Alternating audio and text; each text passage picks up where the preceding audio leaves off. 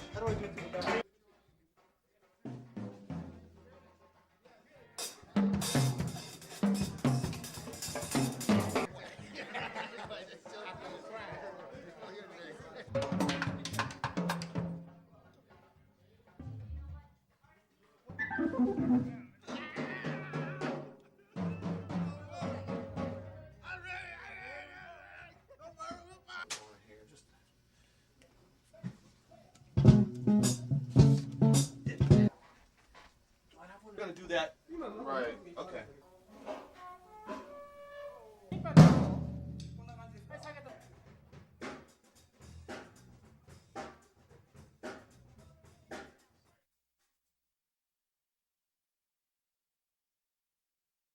James Brown, of course, was a dynamic music creator, but his music, the style of his music was formed by the style of John Starks, Jabbo's drumming, and Clyde Stubblefield drumming.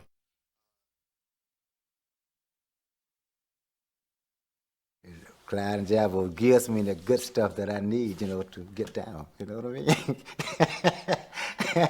And it's great, I love it. I love it. They changed the history of music. They're the fathers of funk drumming, It's a big deal.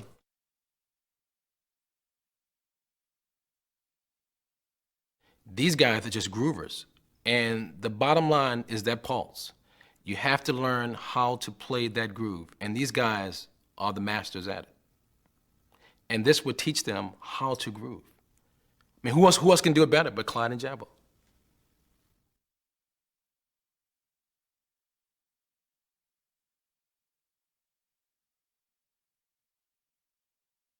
Come on, Jabbo, let's get funky.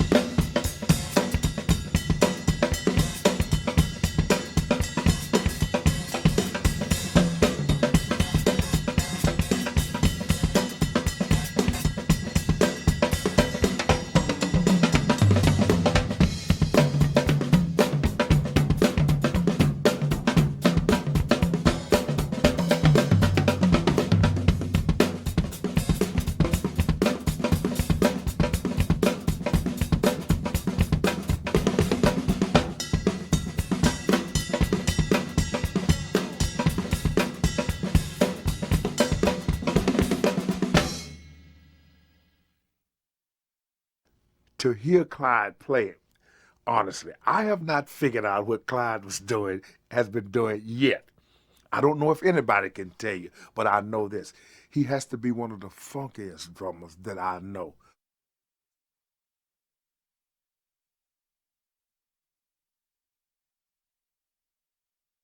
One, two, three.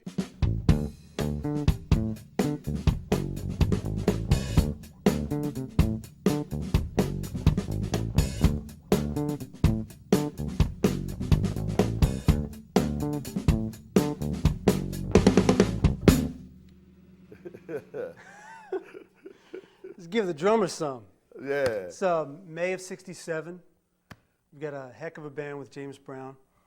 And this is really the first tune with James Brown where you are featured as the Correct. drummer. It's like the first hit you ever recorded with James Brown. First tune I recorded with him, Right. actually. What's unique about it is that it made you famous. It made you the envy of every drummer. Well, yeah, I didn't get too much after that, but But let's break that down. James, Yes. you've got the basic rhythm of the tune, and then James calls out in part two, give the drummer some. So let's break that. What you in play? Cold Sweat, you mean? Well, like that tune, I just got in the studio myself in the booth and started playing this riff. And Pee Wee and the bass players came in with me. So this is the way I,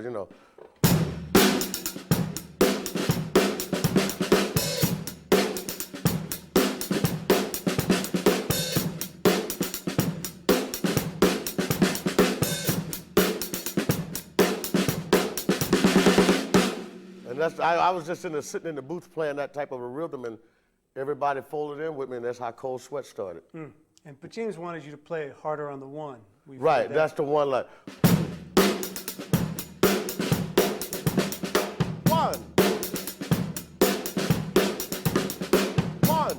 So that's, you always hit the one, dominate the one. That's the one that sets you to turn you around, ready to go again. So. In another tune, a couple of years later, James called you out again. Right. It wasn't as famous. Right. It only became famous later, and that's Funky Drummer. Correct. So play that, and then we'll try to break it down. All a little. right. 1, 2, 3.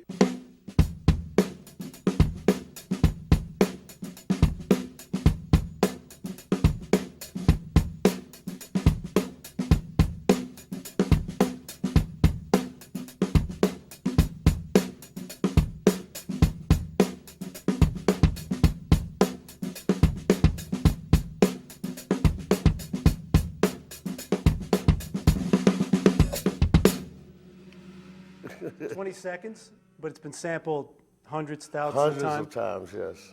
We've never quite been able to figure out how it gets done. So break it down. Maybe we Okay, can well, get a I'll little- play on my foot, I'll play.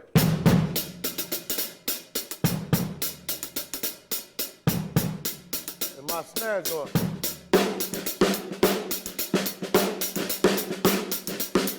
Put them both together.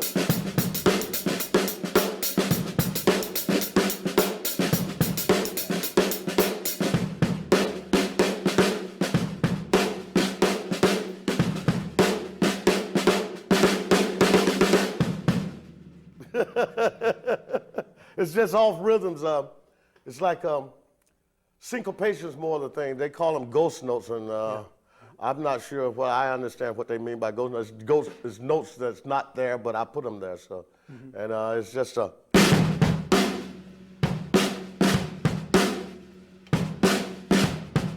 And that's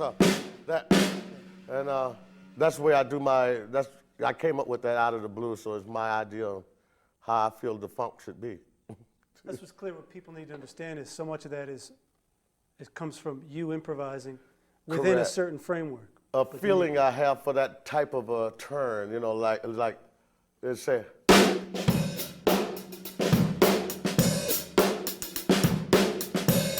Now to put it all together.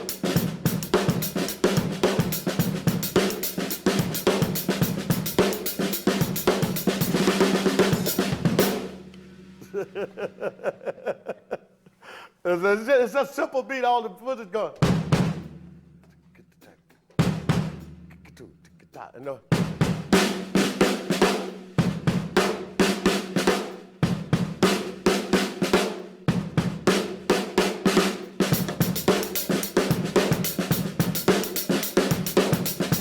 so that's it. That's the funky drummer. 1, 2, 3.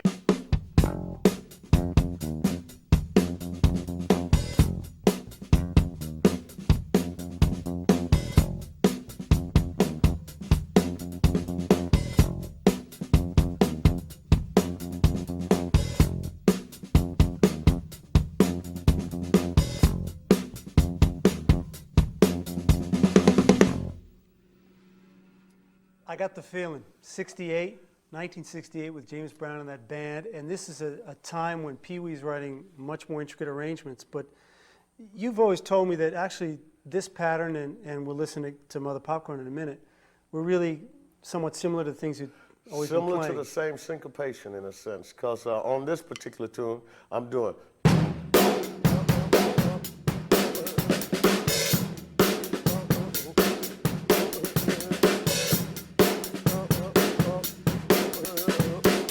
So it's like I'm doing the syncopation in the same, actually same, you could do Cold Sweat in this tune if you like. The bridge is different, and my rhythm pattern is actually different, but it's just one little beat that makes it stand out from Cold Sweat beat. So show, how would you? Okay, Cold Sweat beat is.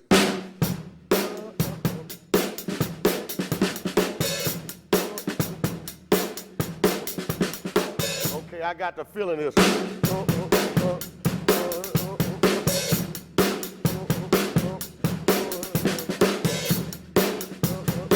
So it's similar to the same real beat drum pattern, but with a different lick on it. So. And you've got James kind of. Right, James, and the guitar's pumping and the bass pumping on a different line, so it makes it all turns around a whole new thing.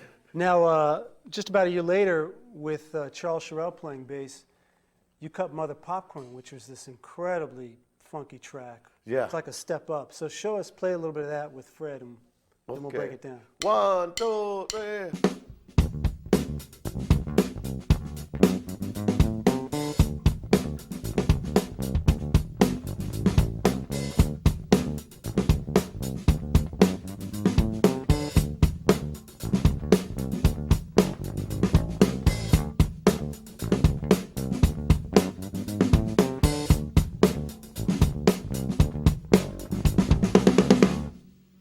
Incredibly syncopated. Syncopated. So show us It's the the thing similarities and the differences. on the bass drum, start in on the snare.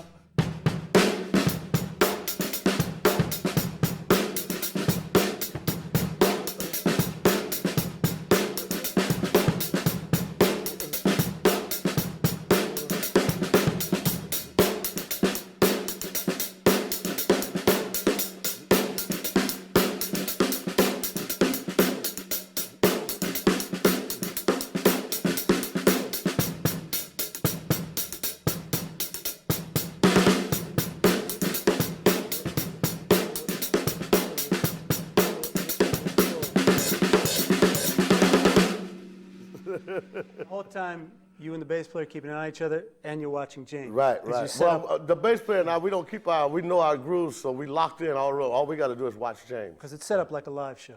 Yeah. In yeah, the studio. Definitely, definitely. And we watch James, and we know what we're doing. We don't know what he's going to do, though. 1, 2, 3.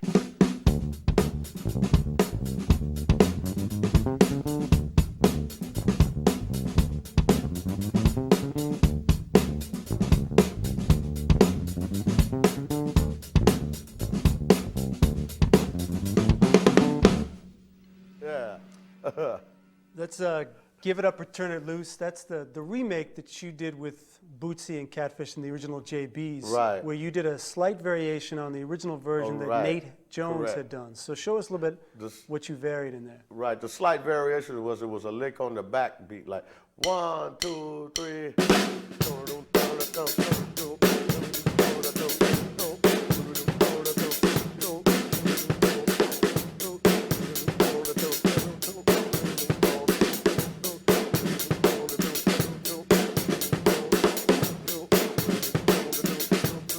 See, I was just hitting. It wasn't going.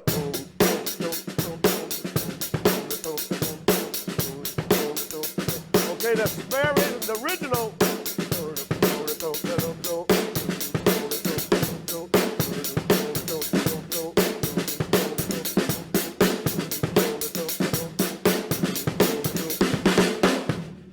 the original had a slight pullback beat in it, like Cold Sweat in a sense.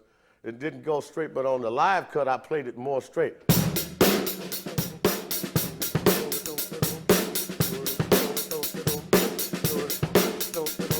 So on the live version, I played it more with a 4/4 bill without the backbeat coming back, hitting back, cop. So. Yeah, and you and Bootsy and Johnny Griggs are all feeding off each other. It's a very Right, rich kind of right. rhythmic. But I think what people really want to hear and see is the famous breakdown. Okay. You know, clap your hands, stomp your feet, clap your hands, stomp your feet, clap.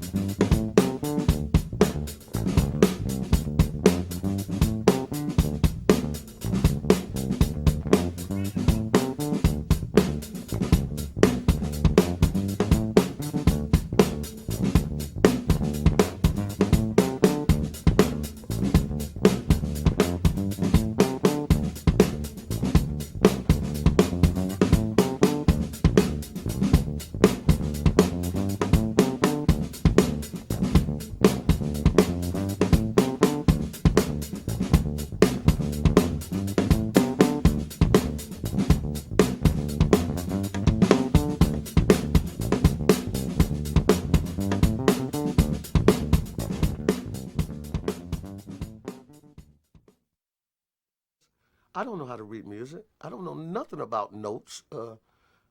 All I know is 1, 2, 3, 4, 1, 2, 3, 4, whatever goes after that. But I said, I don't question how I play. I just sit down and if I think of something, like I might think of,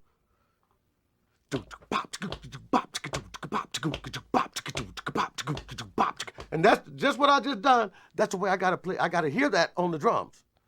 Or I might play. See, I gotta hear that. But I know I can do it. If I can hum it, I can play it. So that's the way I think. 1, 2, 3.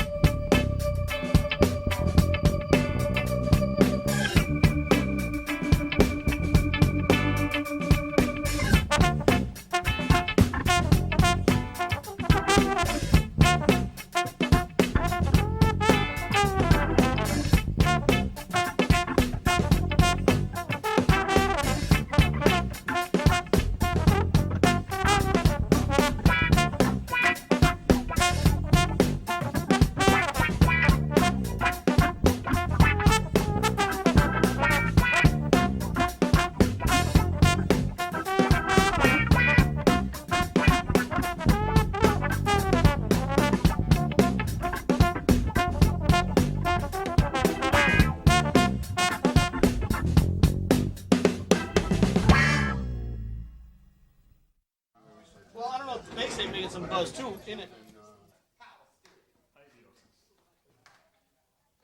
break, and then I'll ask Bob that is how does it.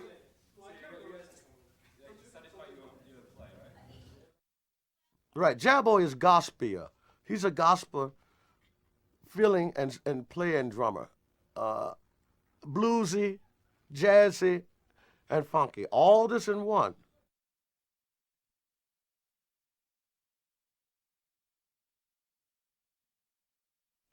One, two, three.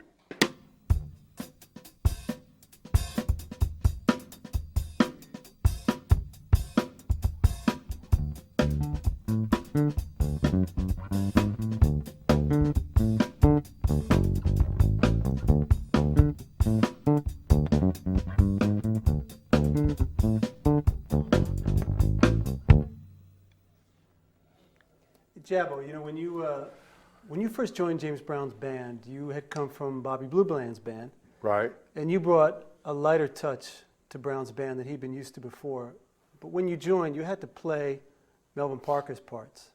Papa's Got a Brand New Bag, I Feel Good, or even Clayton Filia's parts from the earlier hits. Show me how you would have played. What was Melvin's part like? Okay. Like on I Feel Good. Okay. I think I Feel Good was Melvin Parker's too. Right. And the approach Melvin had was, I think James had his approach from the hi-hat to the snare was a different, it was like a syncopated, it was like that. And, you know, we would play, let me do it and I'll show you what I'm saying when we go to that. You know, you're like, 1, 2, 3, show.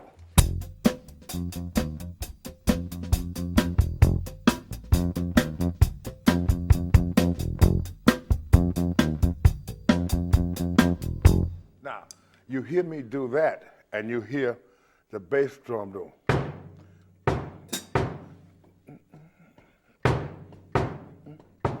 Now, when I came, I couldn't play it like that because it was wearing me out. I wasn't accustomed to that kind of pattern. So I said, okay, play it the way you would play it, because I gotta play it. He's not here. So we'll do, well, wait, I play it.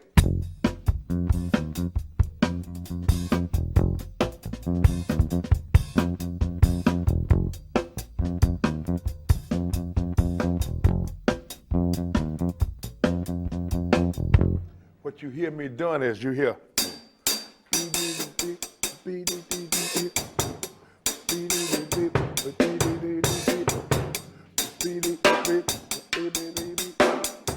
And you still hear the backbeat. You had to hear the backbeat in it. You know, it's still the same old. But you put a little, add a little to it. Yeah. That was that, yeah. Now, fast forward a couple of years, James has really broken through in a big way. He's had Cold Sweat, he's had Get It Together, he's had Man's World. You're asked to play this tune called Lick and Stick, which brings in the lighter touch with the hi-hat. You've got Tim Drummond on bass, which is a little different from Bernard Odom. Show us Lick and Stick and the kind of thing you brought to that. Okay, Lick and Stick, like I say, was my idea of almost like a certain type of church almost, but then it had almost a little, maybe I say a little Latin feel, yeah. But you had that, and I've been hearing this and I wanted to play it with some things, and so I said, well, he said, do that thing you do, Jabbo, from the rim, because we used to just kid around with it. Mm-hmm. So this is what I came up with in Lick and Stick. 2, 3, 4.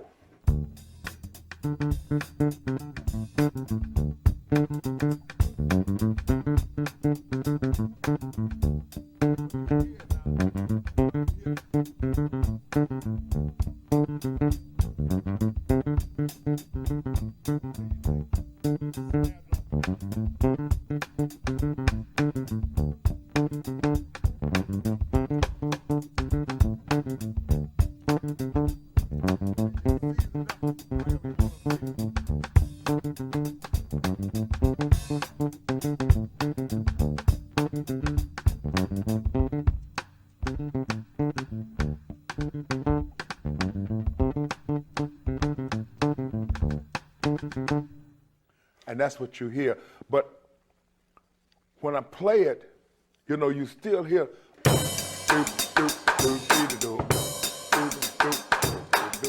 Even though you don't hear me per se coming down on that one as they holler at, yeah, but you hear.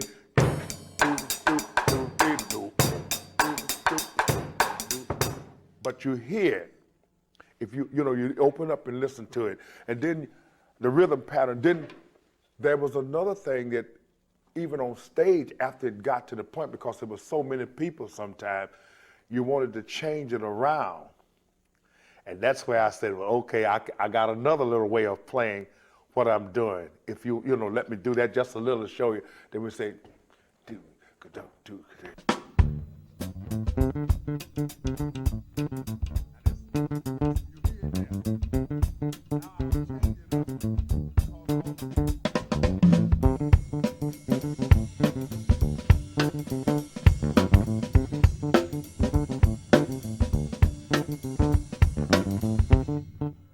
I'm sorry, but that's what you hear. But then after a while, with the whole rhythm section grooving in with it, it has a different sound, and you feel it a little different. But just playing it in the recording, that's what we did. That's the way we did that one, and that was my idea for that tune, you know.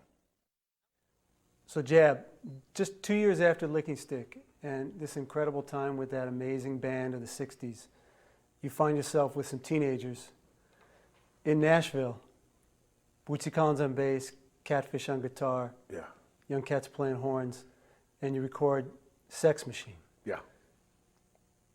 How was that? Turnaround, complete turnaround. I had, the old band had left, and we got with Bootsy. Never played with somebody that went over the bass like he was. And then his brother complimented, so that means you changed a little bit. You changed what you were doing. I changed the way I played it to fit them, to fit that glove. But it was still the same 1, 2, 3, 4. But give you, for instance, Sex Machine. This is the way we played it. 1, 2, 3, 4.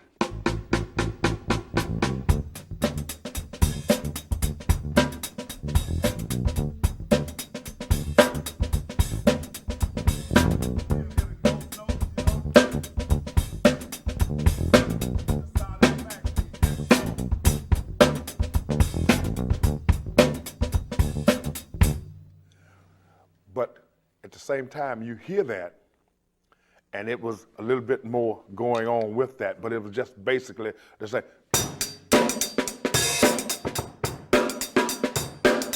That was basically the same thing that you played on that tune. It was just basic.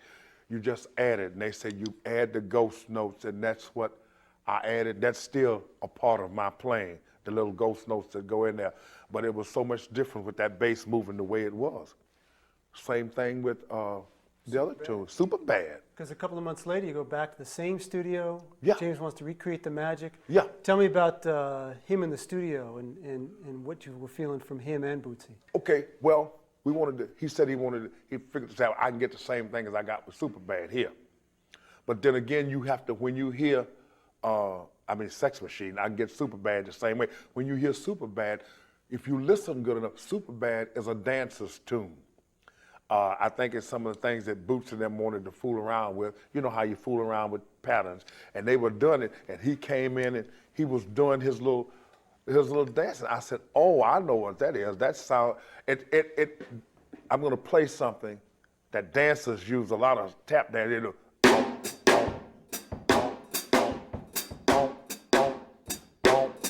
Now they use that, but it's like Georgia Brown, Sweet Georgia Brown, something to that nature. But then I said, if he's gonna play that much with he and Catfish, I need to change it over a little bit. And this is what we came up with when I heard that. Now you still got to understand that you're hearing what he's doing and you're seeing it. So you say, 1, 2, 3.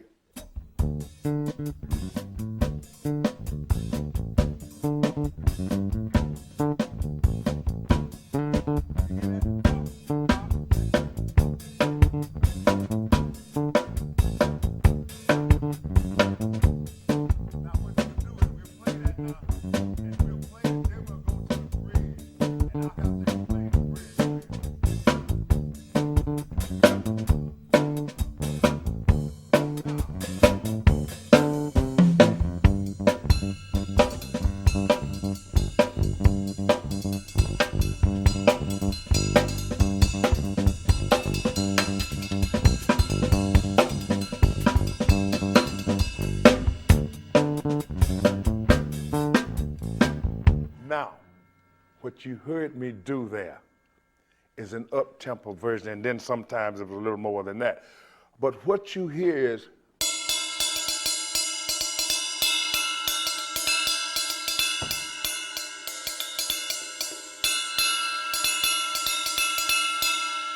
that's what you hear. But then while you're hearing that, you're hearing.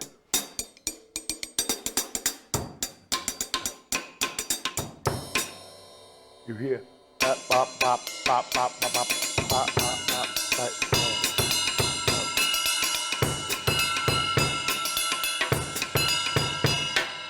And that's where you. That's still that dancer there. That's still that dancer with. Back to the basement. Back to the practice room. Okay, but that's what you hear in a slowed down version. It's just. It's like a Bill Robinson, right? It's a Bojangles. dance. It's a Bojangles. tune for dancers, and that's what but you have to listen to it. You have to hear what he's doing And get the what I'm visual doing. aspect, Yeah, right. and then I played my pattern, because You're always key to what James is doing because you're set up like a live band in the studio. yes, well, it's like you're doing a regular session, and it's just stuff I came up with from the days with Bobby Bland. My first solo was Turn On Your Love Light, the first solo on a record I played, and I went to the bell on that. And from there, when you hear the bell, you hear that, still that holiness feeling in it. That's what it is. Yeah.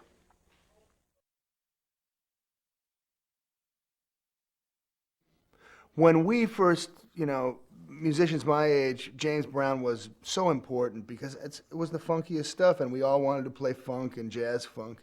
And that music was the basis, really the basis for all jazz rock almost, And the drum parts were what we flipped out over, as much as anything. The way the drums, bass, guitar, keyboards, the vocals all work together, interlocking, So I think that they were the music, The rhythm is the music and the drums. 1, 2, 3, 4.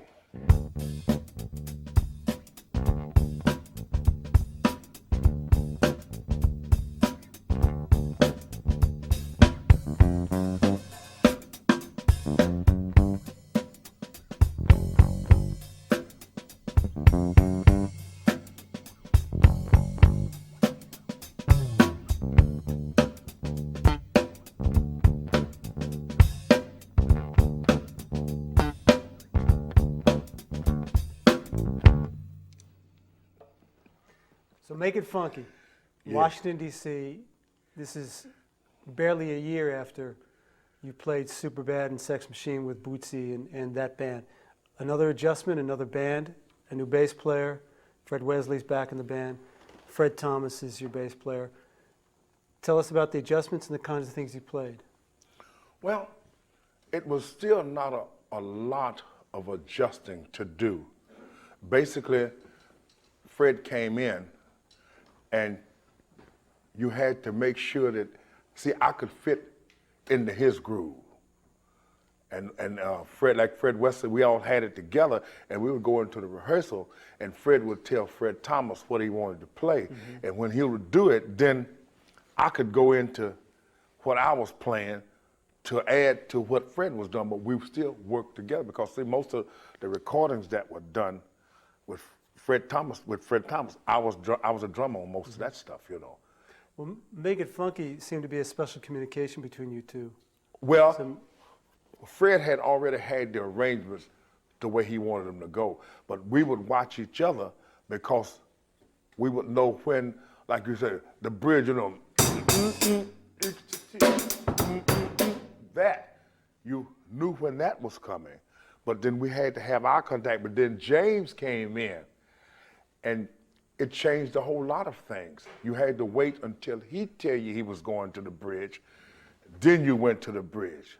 And it was completely different from what we had already, but we basically had the structure already there. And if you'll notice that when he's playing, you hear me right back on that same, because that was one of James's patented things that he wanted you to do. You know, even though you can play a silent one, most guys will understand, but he wanted to hear like, he wanted to make sure it was dominant when he heard it, you know. You had to always hit the one. Oh yeah, always on the one, and it had to be dominant, you know. But it still was the same thing.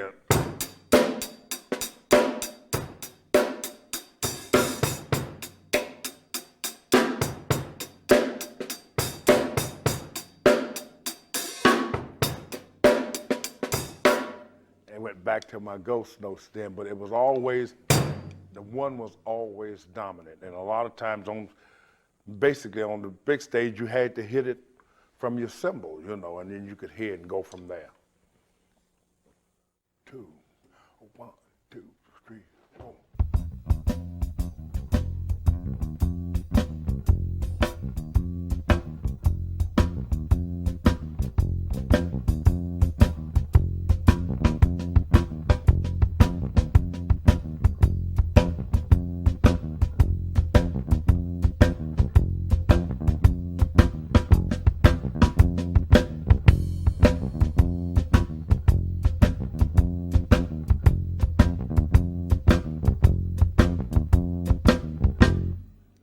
Hey, Jed. Hey. Sure getting down.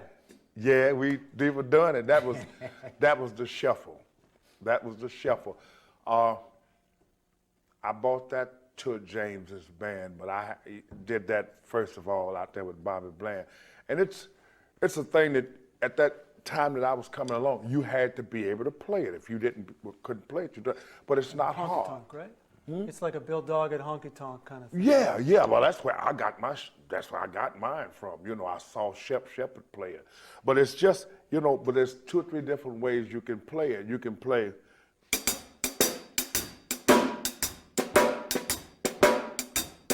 And then you can go to the bottom with the same thing.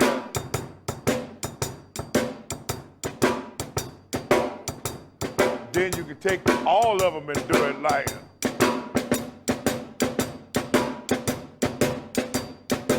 And then put the one on the bottom.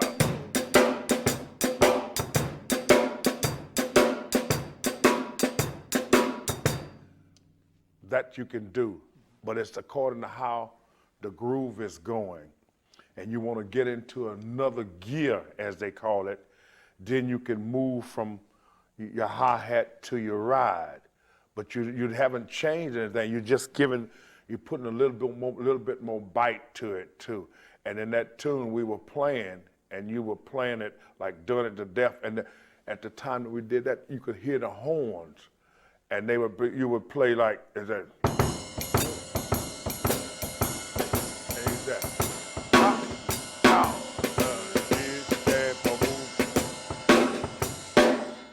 and that but you kept the groove going, but you also made the hits with the horn. You know, they would make the hits, and you would do the hits with them. You know, And so much of it, too, related to how Fred was playing his yeah, bass. yeah. So maybe Fred can explain how he related to you and vice versa. Well, actually, the first thing I thought of when James asked Jeff, you know, like to play the shuffle, and this particular shuffle that he was playing, all I could think of was that bass pattern, you know, that would just lock into it and make it just lope like that, you know what I mean? So a lot of what you do is you're listening to him. Oh, yes, I listen to And he locks Jeff. into you, and, Yeah. and you get a nice tight groove. Yeah. Yeah, we had that type of relationship playing together, you know, we just Yeah. lock, whatever we played, we always was aware and paid attention to each other, you know, try to make sure that we locked it down. And he was the man, you know. And then when you made it easy, you know, for me. and when you lock in with each other like that, then we were right close. If you ever noticed, we were close to each other. Always. And you know, you had eye contact, even though you were watching James, but you had eye contact with each other, and you heard each other, and that's the way you just lock into it, you know. And once you locked into it, you had it going, and even with our little rhythm going, that pattern we had going, when the horns started to hitting, then you thought big band, and you just, to me, that was, hey, hit with the band, and that made the whole thing sound like it was exploding, you know, when you heard that, that was the horns hitting, and you still had the shuffle going. And sometimes, according to however that shuffle you wanted to play, you can play it slow, You can play it fast, especially if you went to the bottom, if you up tempo with it and did it.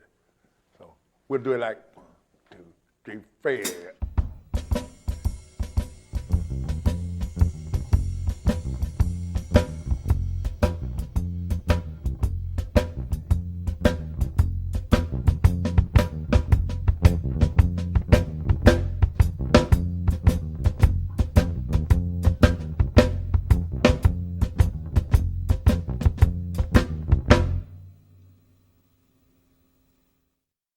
I would like for whoever that I play with or whoever would hear me play, I would like for them to regard me and say, well, at least he knew how to play time.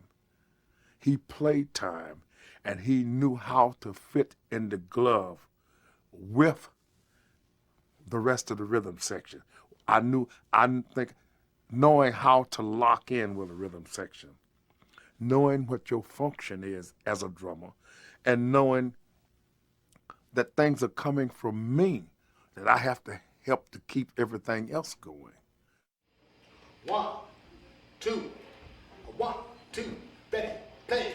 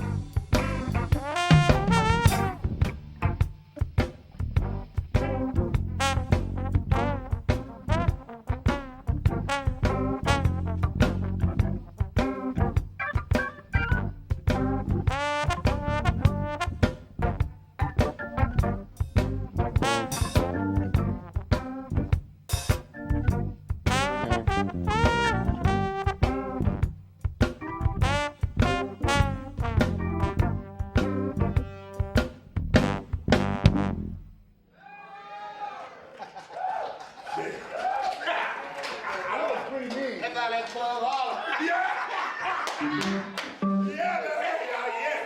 thank you, Clyde. Thank you. Hey, man. Yeah, that was about as Now, funky as wait a minute. That was it, right?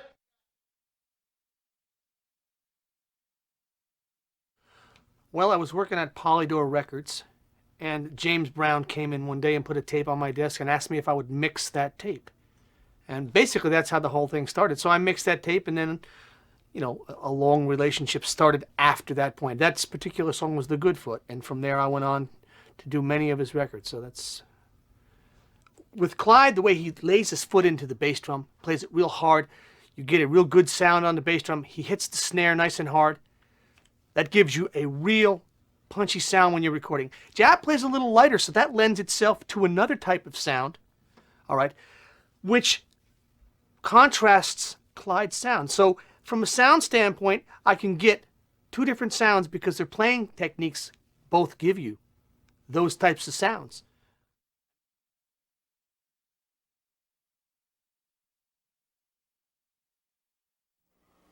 Hey, Jeb, what you do is never purely technical. No. I'm first of all, I think I'm very basic in my setup. I'm traditional in my stick holding. It's just traditional. Just basically speaking of what I do is, I can't sit low to play. I have to sit up above my instrument on the drums, and I play from the top, you know. And basically, for somebody who's beginning, it's how comfortable you feel at your setup. You may not feel comfortable with the way that I set up, and I don't feel, no two people are going to be comfortable in the same position, you know, but I try and sit up and play it in a position where I'm very comfortable with what I'm doing. And basically, you go back to just basic. It's not a technical thing with me. It's just plain old simple. I can get around. Everything is within reach. I don't like having to reach high or down on the floor for what I want. I want everything right where I can just move from one place to the next. That's comfort for me. Now, for someone else, it may be a little different. You know, the way I play the traditional way from my hi-hat to my snare, it's still different. But everything, if you notice, everything is right within reach. But nothing's out of a book in the way you play. No. I don't have cymbals up here, you know, and I don't have them down here. Not that I can't say that if you got a cymbal where you can play it like so, but it has to be just in reach of everything else. You know, because in the process to me of moving and going way up, it's a hassle for me, it's a problem. You know, I don't try to emulate somebody else or play the same way I see somebody else. I've learned to play what's comfortable for me. It's the same thing about practicing.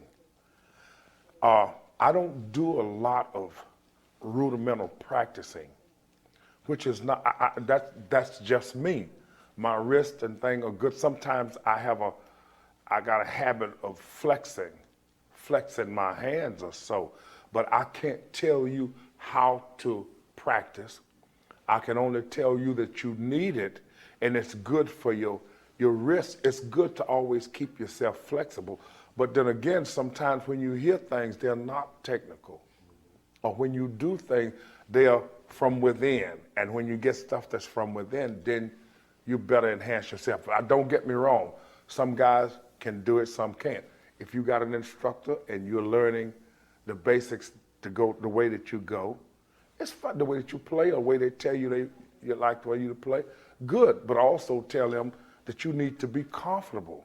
Or maybe they will tell you that themselves. Be comfortable sitting to your instrument, you know, to the drums, be comfortable there, you know. You can also do other things when you're playing, and one of the basic things that I tell the average young man or lady that's beginning to play. It's simple to a point, but you have to want to do it. You have to focus your mind and say, this is what I want to do. And it's not complicated, because once you get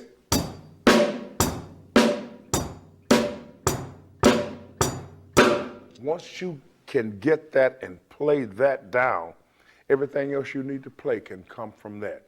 It's as simple as 1, 2, 3, 4. And it's what you do in between 1 and 4. If you want to, when it's simple, it's just simple 1, 2, 3, 4. And that's my interpretations of it, Clyde, tell me about how you approach. You was similar, because both of you are about feeling. But tell me about where you sit on the drums and how you hold your sticks and what you're feeling when you're at the kit.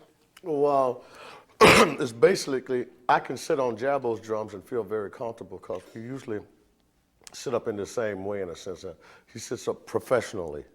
And I can sit on his drums and feel real good. The difference between Jabo's playing, I play pencil stick and he plays traditional. And I play pencil stick like this. And occasionally I might have a cymbal up here and a cymbal up here. I have 4 cymbals sometimes. So the beat he was talking about, like, if you can play, everything else comes from that, like.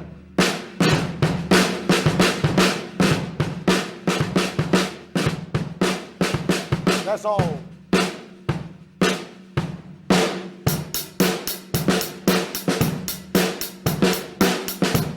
So it's simplicity and comfort. It's like getting in the car, putting on your seatbelt, and adjusting your seat and mirror and stuff.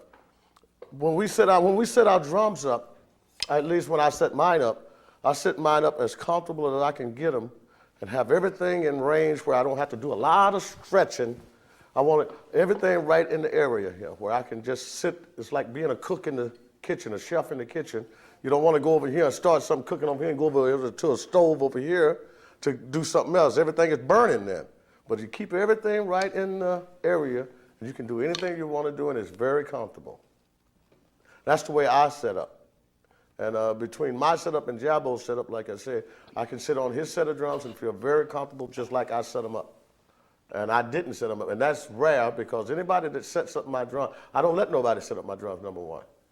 Anyone that sets up my drums, I have to go and adjust them to my feel. I cannot play them the way they set them up. Do you practice much? I know you play a lot. Both of you play still. I practice mentally, walking, thinking. I sit down and practice. I don't have to have drumsticks in my hand. I'm constantly practicing. Talking to you, I'm practicing. I'm hitting rhythms as I'm talking to you. Like, I could be talking to you and rocking, and I'm in a rhythm all the same time I'm talking to you. So I practice constantly without drums or drumsticks. And that's good for a young person to know. You don't have to have the instrument to practice, but you have to have a discipline within your mind and yourself to be able to practice without those instruments, and then sit down and perform what you have thought about. So that's the idea of playing drums or any instrument that you prefer to play.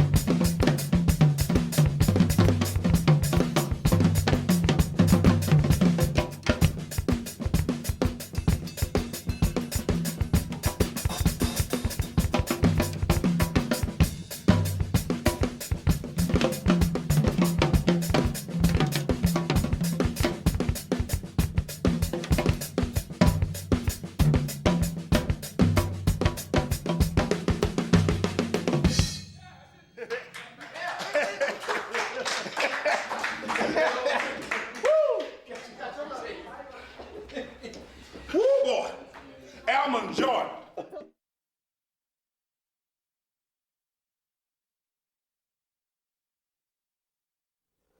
We're going to take a look and a listen now at each of your styles while you're next to each other, and if both of you can talk about each other's styles and what's different, what's similar, how you play off each other. Right. So Clyde, particularly that wonderful syncopation you get, Okay. especially on I Don't Want Nobody to Give Me Nothing. Right. Play a little of that. Okay. 1, 2, 3.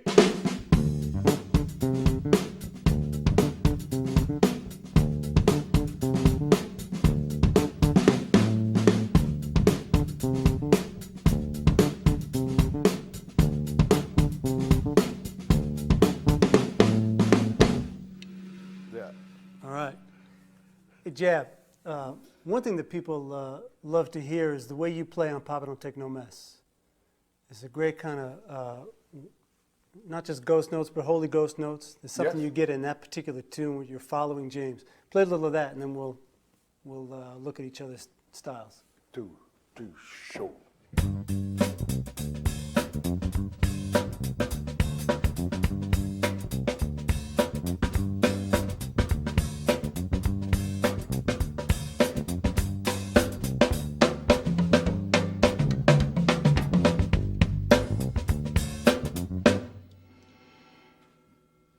I mean, there, really, you can hear, Clyde, you've got more of a direct attack on the drums, and Correct. Jab, you're a little lighter. So Clyde, or Jab, well, maybe you can tell me what you hear in Clyde that he does that you don't do. Okay, well, Clyde's foot is real dominant. So you hear the domination of his foot while he's playing. While when you hear me play, I'm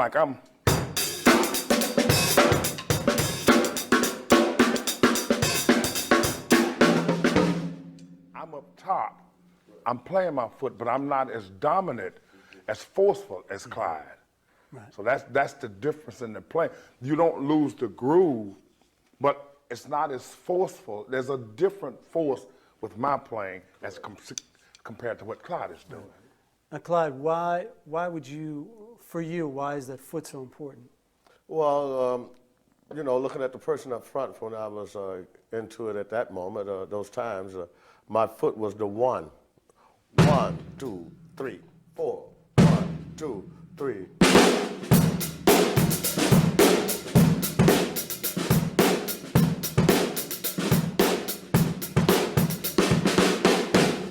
So my foot just.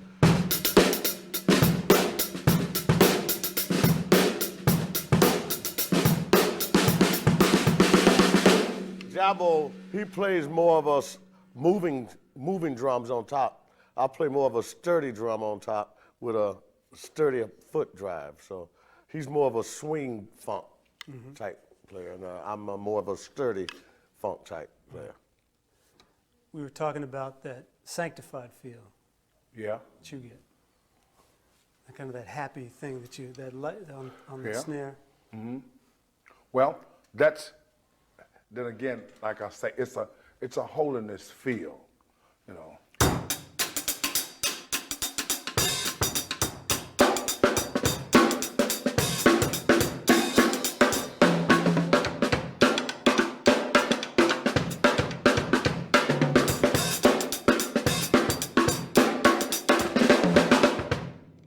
That's what that is.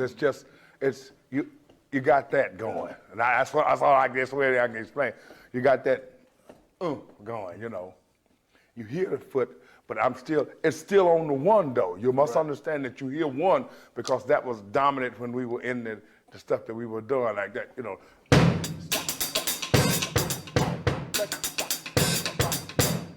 It was there, and you know, you had to make that known. Right. And you could hear it, and then you go from there. That's the way that was going, you know. How'd you do it together on stage? We know that you played together for a time with James. James would have you start a tune, you would pick up in the middle. How'd you balance each other on stage? Yeah, we'll show it to you. Right. But you see my style of playing against Clyde's style. So if he told Clyde to start, Clyde would start, and then you can just point and see, or we'll show you how we did it. He would point back, he never would say anything, but he would point back to you. Let the bass player. Well, see, you guys Fred will do. keep playing, Okay. but then we'll know, he'll know what we're doing. We won't lose his groove with us, you know. You point to the one you want to start. Me come in. 1, 2, 3.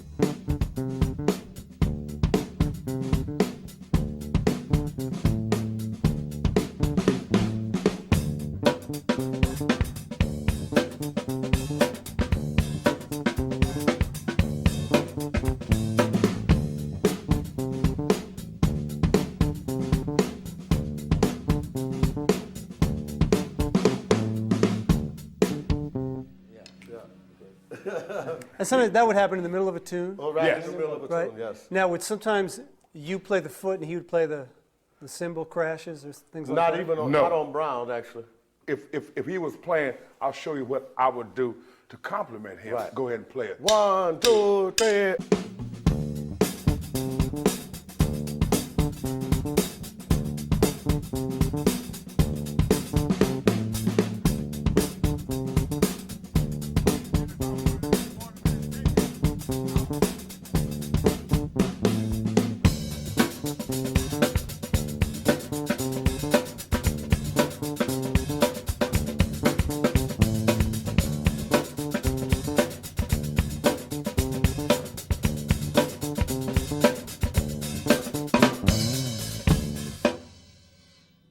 But the most important thing is watching the man up front. Right. Yeah, that's it. Watch That the was man what up it was. front. Yeah, you had to watch him. Because if you don't watch him, you're behind. You're lost. Yeah.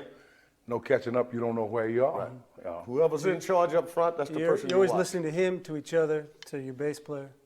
You're always Yeah. listening. But Well, you're we're- always locked in. Yeah, so we're you're locked already in. locked in once it starts. So while you're locked in, you're still focusing on what's happening in front. That's whoever's in front of you, you're focused on them. Soloist, somebody directing or whatever, but you're already locked in with the rhythm section. We don't have to watch the rhythm. We know what the rhythm's doing. It's just that person up front that's supposed to be directing and doing the production of the show. So any move they make, we make it, try to make it with them or whatever they need to make their show be right. We don't have to watch the guitar player, the bass player, nothing like that. We're going with our stuff. It's like for the production part of it. Yeah. You know, you want to do some funny little things, make some hits and stuff. Just the production, we already know where we are. Yeah. So it's just out front. You get back with those guys, man, and we're just having a good time, you know, and you enjoy the relationship. Fred Wesley is like another brother of mine. You know, I've been playing with Fred, and they're all such fine musicians, you know, and you're honored to even be able to play with those guys, you know.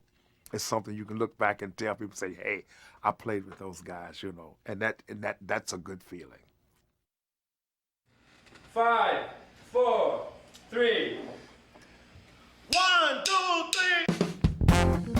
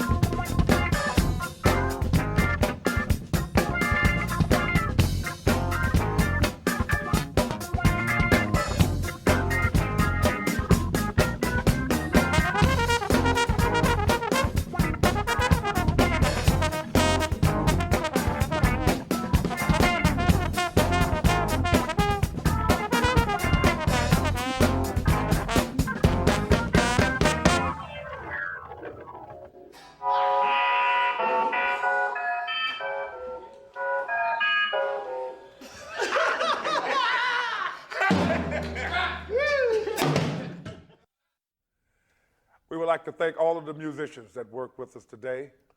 Peace, love, and happiness, and good health to everyone. Thank you.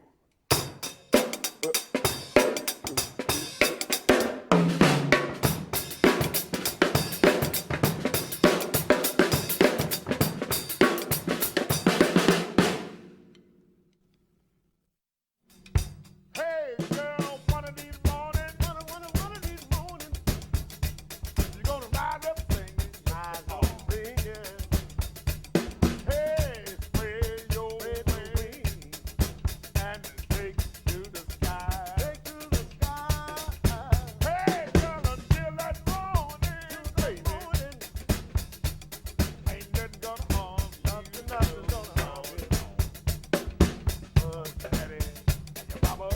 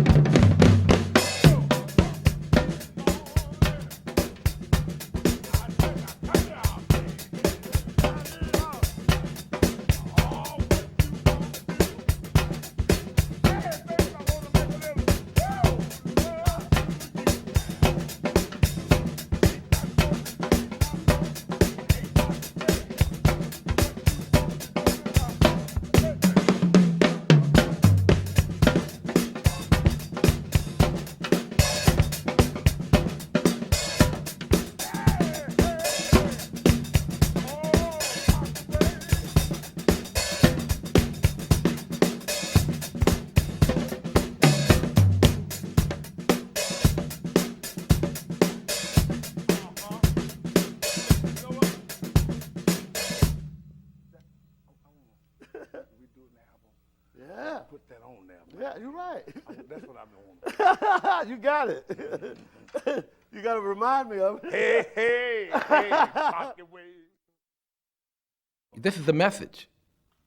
And we're hoping that years to come, you know, this tape will be like in the Library of Congress, you know? You know what I mean? Because it's just so important with these guys.